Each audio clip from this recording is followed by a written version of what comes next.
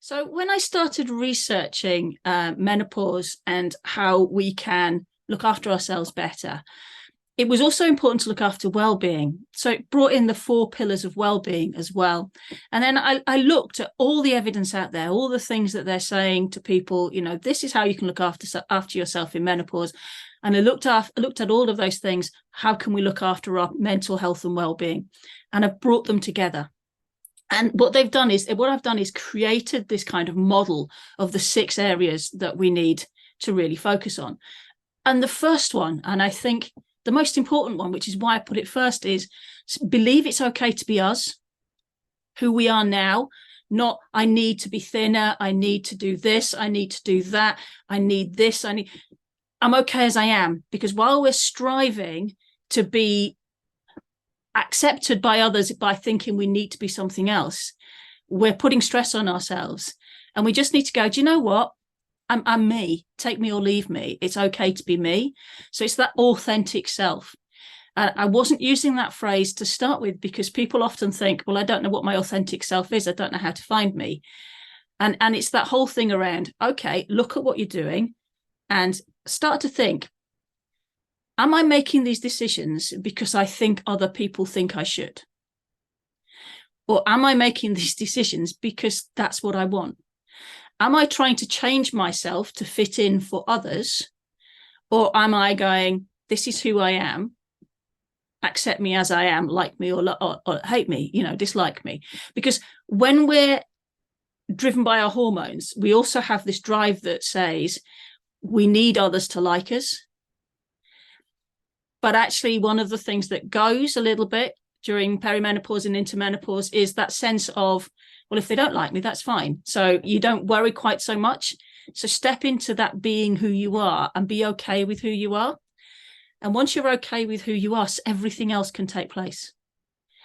The next step is the physical step. And this is really important in terms of our well-being because it's our physical state.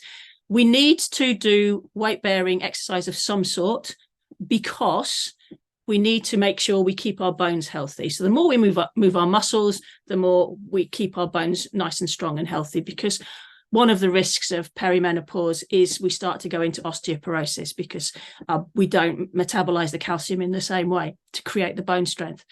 So that's really important. And it can be as simple, I don't know, as squats, walking, gardening again, because you're lifting and stuff like that. It doesn't have to be going to the gym. There are things you can do at home, but body weight exercises are perfect. Yoga, Pilates particularly rather than yoga, will help in that as well. But, there are so many things we can do out there. It is important that we do it. Even if you're just standing at home with your bags of sugar, moving your muscles around, it'll do better than doing nothing at all. As well as physical activity. So we're talking here, as well as the muscles, we want to do things like walking. We need a little bit of aerobic exercise. So with aerobic exercise, we're not going into complete, we can't breathe. We're just getting a little bit, our heart rate's going up a bit and our breathing rate's going up a bit. And that's really important as well in terms of healthy heart, healthy muscles. So we need to do that. And healthy heart, healthy muscles, healthy mind, because our blood flow improves and the blood flow to our brain is better. So actually our mental health is better when our physical health is better. Get out in nature. There's so much evidence about being out in nature. There's so much evidence about that. And focus on your sleep, because sleep in perimenopause is difficult for some. We find ourselves, waking up in the middle of the night and things like that. If we look at what we're eating when we're eating and we look at our carbohydrates, we're less likely to wake with a sugar spike or a sugar drop, which wakes us up because there's a cortisol high comes in and that we suddenly wake up. Why am I awake? That's probably because we've just hit a sugar low. The other thing is regular times going to bed, regular times getting up, routines around that, because if we get into better habits, we're more likely to sleep well. Because if we sleep well, our brain can function better. We need that deep sleep. And also we're less prone to those mood swings. We're less prone to vasomotor symptoms as well, And when we're less stressed, we're also less prone to those vasomotor symptoms, which is hot flushes and things like that. Then the next steps are linked to the four pillars of well-being as well. So one of the things that research shows is being connected. We are social beings as human beings. We like being in groups. We like being connected. And connectedness is really important for our well-being.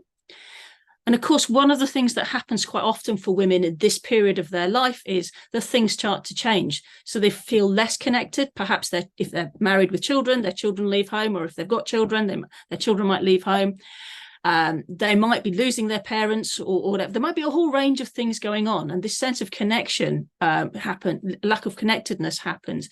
I also talk to a lot of women who aren't alone, but feel lonely. And that's to do with losing their sense of who they are.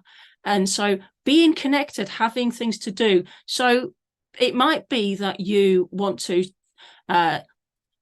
find yourself a group that have the same hobby as you and sort of connect with people that way. But it doesn't have to be around people, because it can be around practicing gratitude. So, when we're thankful for the things in our daily life, those glimmers, people talk about the things that and during our day that are good. So often we get sideswiped by all the negative stuff that's going on, and forget that actually during that day there was a bright spark in that day. My bright spark's already happened. I love a frosty morning with blue sky and the moon in the sky. And I was out with the dogs this morning, and that was amazing, because that's what I got. The crisp sound of the frost under my feet and the blue sky, lovely. And the bright orange and yellows of the autumnal leaves as the sun shone on them. It's looking for those things in our day, but practicing gratitude, really thinking, what am I grateful for? What is it that, is sitting with me that's good? That can help with connectedness. And the other thing that helps with connectedness is giving to others. So volunteering or donating to charities, all of those actually really help us feel connected. So it isn't just about people, but it is really important that we build connections in some way, because that sense of being part of something is really important to us, and it helps our well-being. The next is really, I've called insight. And this is because it's about being curious. And this is also helpful in terms of keeping our brain active, because they talk about use it or lose it, don't they? And we know that our brain is rewiring and all of that stuff, and the white matter is reducing a little bit during our perimenopause. It comes back, as I've said before, but it's really important. Being curious gives you a sense of excitement. So rather than taking things for granted, be curious about yourself. I wonder, what I am interested in. What is it that really lights me up? Or actually the opposite. What are the things that really annoy me? I wonder why they annoy me. And exploring that. So be curious about yourself, but also be curious about what's going on in your body. Be curious about the menopause. By exploring and seeking information, we're actually looking after our well-being. And it's a really strange one. And I'm naturally curious. I'm a scientist, and I'm naturally curious. I'm always going, why is that? Why is this? And I want to do that. And it's one of my favorite words as well. I'm curious. Tell me more. But it's so good for us. It really is. And, there's no limit to what we can be curious about. We can just be curious about anything. My granddaughter, she sees a little insect. She spends ages watching it. And it's just marvelous watching her watch this little insect on a leaf and being fascinated by it. What a wonderful place to be, because it lights you up. It really does. And then there's this thing around purpose, which is my step 5. And this is where some people get lost. So this authentic self, who is it? Who am I? And then what am I about? Can be quite scary, particularly when you say things like, well, what are your values? And there are a whole load of programs and stuff out there that can say, yeah, put these things in, that'll find your values. There's an easier way. What really annoys you? That's challenging your values. So the opposite of what annoys you is what you value. And seek people and surroundings that match your values. If you're finding yourself in circumstances that are just annoying you, the likelihood is the values don't match. So seek people and places where your values are the same, and you will feel much, much happier. Find a goal. That goal could be, I'm going to get the ironing done today. But have a goal in your daily life or in a bigger picture, whatever that is, have a goal. Because that will also help towards purpose, which will stop you being sideswiped by the little things that come in and annoy you. So have a purpose to what you're doing. Be purposeful. And that's really it. live life in a purposeful way. So don't just let life happen to you. Be present in it and be purposeful in how that takes place, which takes me to that whole thing around awareness, because to be purposeful and to be present, we need to be aware. And that's where mindful practice comes in. Now, you hear a lot about meditation and sitting there and, and visualizing. It doesn't have to be like that.